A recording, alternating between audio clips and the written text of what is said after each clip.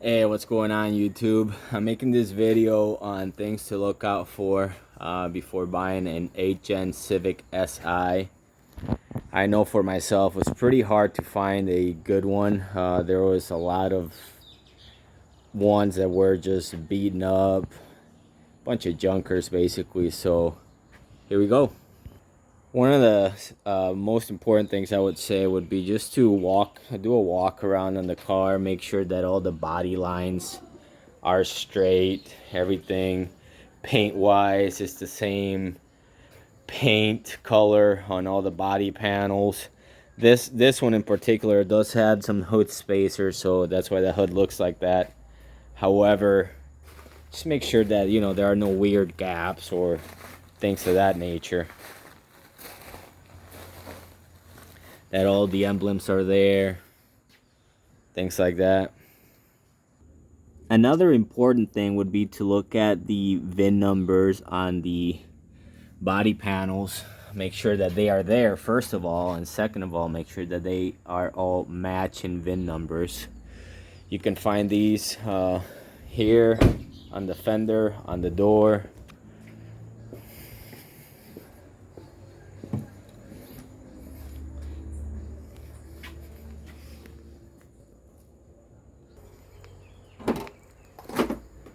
There will also be two in the back. There should be one here, and this one's covered by the Dynamat.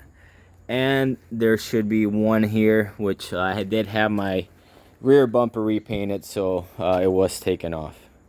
And lastly, this one here on the hood. And over here, you can go ahead and check the VIN number. As far as the engine goes, it would be almost with like any other vehicle. Just make sure that the oil is a good color. It's up to the right level. And make sure that it's not leaking or smoking or making any funny noises or ticking or knocking. Make sure that all the fluids are in good levels. And just make sure that also these have the VTEC solenoid in the back. They do leak some oil after a while, so it's a good thing to replace the seal on those. As far as the interior goes, just make sure that it's in good shape. They are pretty old cars already. However, you can find some good ones still. With the interior, just make sure that check engine lights are on the dash. This one's a very common one. It's some wire on the bottom of the passenger seat. Sometimes you just wiggle it. However, it's something that it's always good to look out for if it's something else per se. Make sure that the AC works and all the other interiors per se, the sunroof opening, closing, windshield wipers, horn, and the buttons here for the steering wheel.